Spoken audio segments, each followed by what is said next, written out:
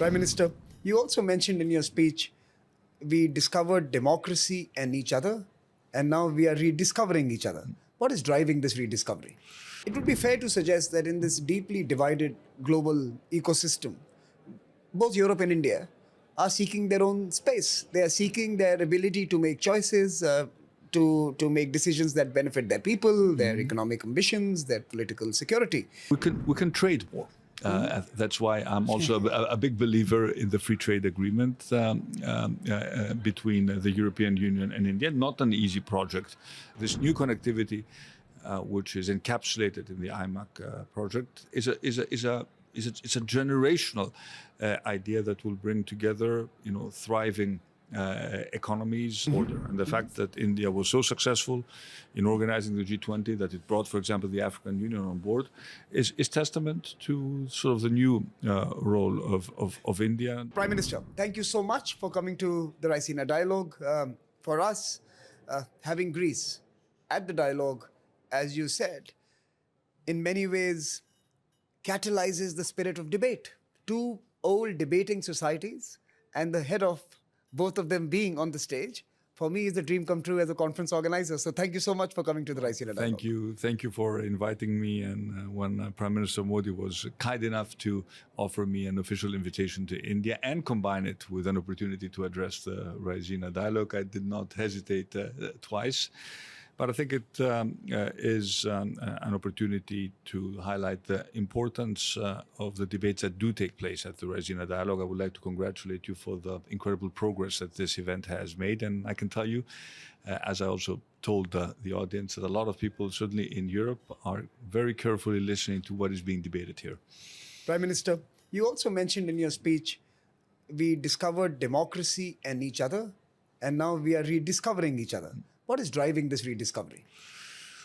Well, I think that one of the reasons why this discussion is so relevant today is also related to the fact that Greece has emerged stronger from a very profound economic crisis. During the difficult years of the debt crisis, it was sort of inconceivable to talk about the topics that we raised today. At the same time, India has also achieved a remarkable sort of growth leap. And what I find very interesting in this debate is that both the Indian government and our government, of course, doing things at a very different scale, are democracies that are results-oriented. So we focus on delivering on specific targets, growth, rising wages, in your case, delivering basic services to hundreds of millions of people. The digital revolution, which has proven an opportunity to actually leapfrog other countries,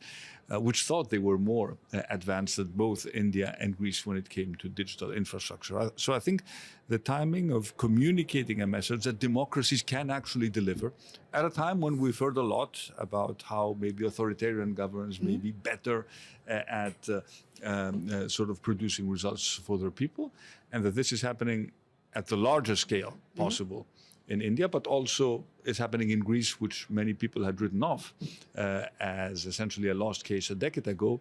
I think the circumstances are very fortuitous in order for this debate to take place. The time is right to now build this relationship. Prime Minister, it would be fair to suggest that in this deeply divided global ecosystem, both Europe and India are seeking their own space. They are seeking their ability to make choices, to make decisions that benefit their people, their economic ambitions, their political security. What can we do together to prevent a new Cold War, as it were, or a G2 world, as some call it? And how can we both defend the liberal order? Well, first of all, recognizing that democracies have much in common and need to cooperate is a starting point for this discussion. Of course, all democracies are different, but I think it is sometimes very, very wrong and inappropriate, I would say, when sort of one democracy preaches another democracy or points a finger at what it should do better. We all know that democracies are work in progress and need to improve, but India is a country of 1.4 billion people, and the fact that it is a well-functioning democracy is remarkable in its own right, and I think needs to be recognized and needs to be celebrated. We can trade more. That's why I'm also a big believer in the free trade agreement between the European Union and India. Not an easy project to conclude, but when you look at the dynamic sort of Indian business community looking at new markets, the European Union should be right there as a priority target, and the same is true for European companies looking to expand. And then, of course, I think we also need to do more to address the profound global challenges. I mean, the opportunities and threats of AI, and of course, climate change. And it is in the interest, I think, of every country to pursue its own decarbonization path. On the other hand, for us in the developing world, it is also important to recognize some facts that India, for example, accounts for 16% of the world's population, but only 4% of the total emissions ever emitted.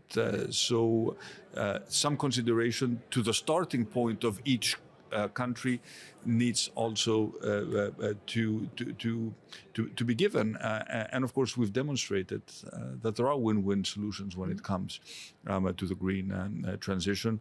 We were dependent, for example, on natural gas during the first year of the Ukraine war. We're faced with very high costs of importing gas. The more electricity we produce from the wind and the sun, the more we make our grids and our electricity systems resilient, the less dependent we will be on energy imports, which is also something that India deeply cares about, and the better the environmental footprint will be of this transition. But of course, these things do not happen at the flick of a partnerships on green transitions, partnerships on technology, and trade more. I think that's the mantra. And I would say also, ensure that there is, a seat at the table. That's why I very much insist on the Security Council. The reforms of the Security Council. Yeah, because at the end of the day, this was a system that was created, 75 years ago. That does not reflect the realities of today's world.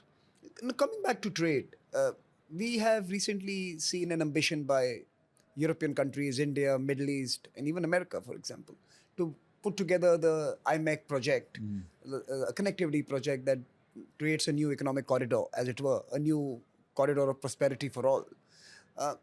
How do you see Greece's role, the role of Greece in this framework, and what could we be doing bilaterally to make this come to life?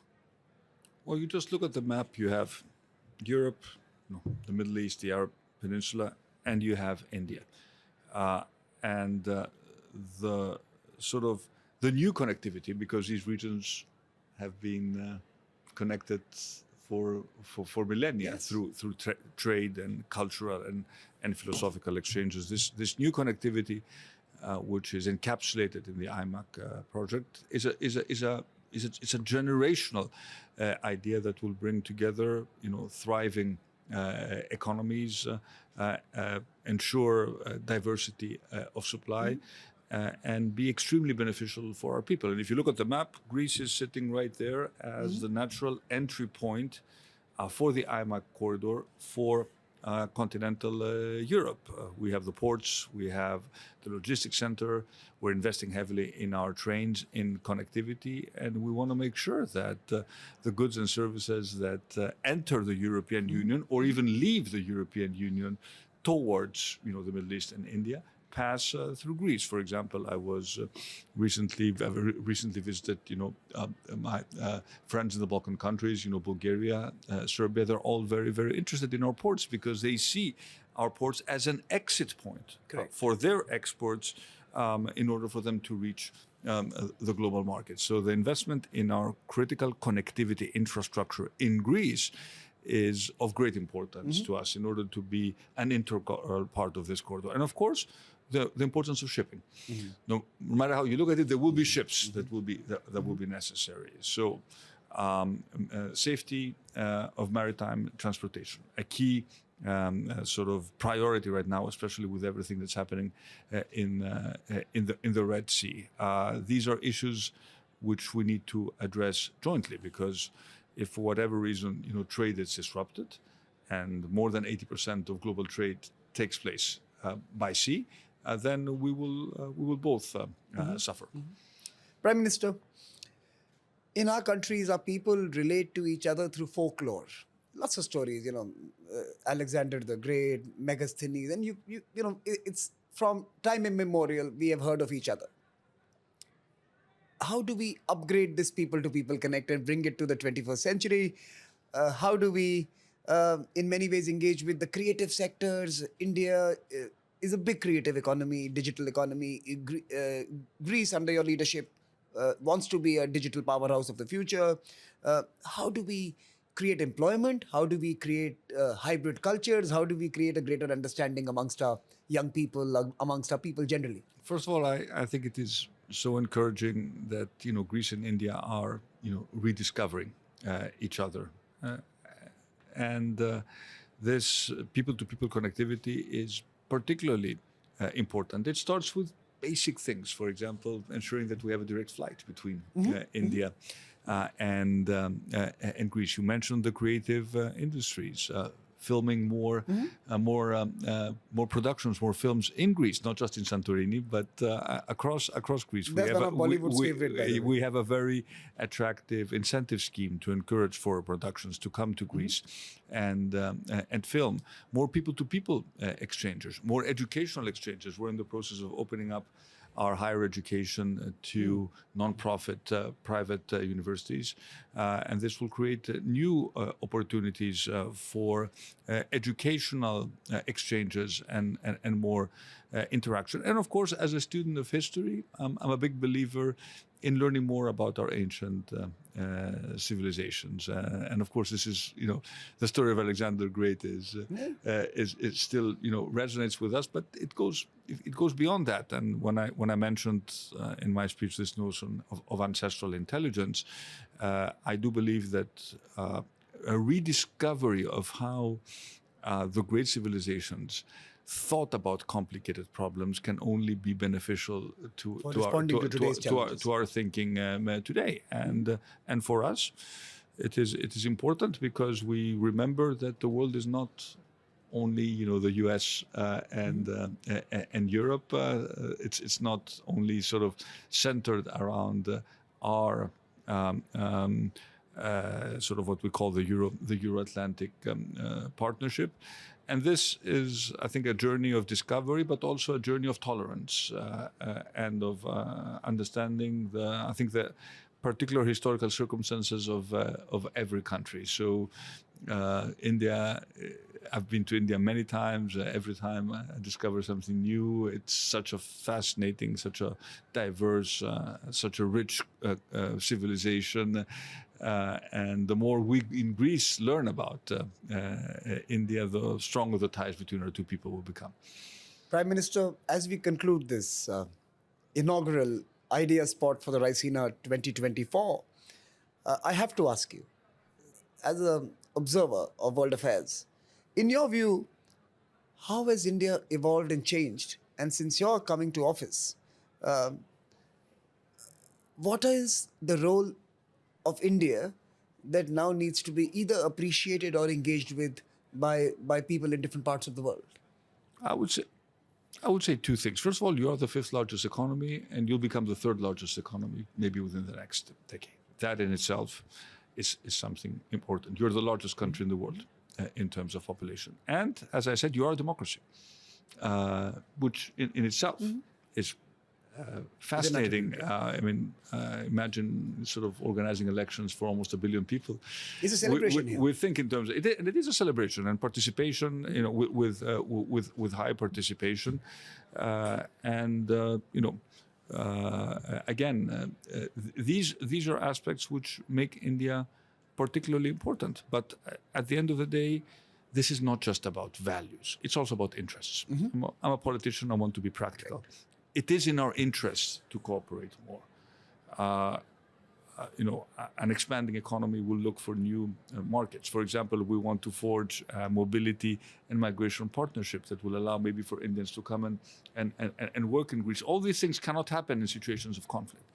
And of course, I think we have an interest in making sure that India's voice as a protector of the rules-based international order is heard. But it will have to be a slightly different international order. And the fact that India was so successful in organizing the G20, that it brought, for example, the African Union on board, is testament to sort of the new role of India, not just as an economic, but also as a geopolitical powerhouse.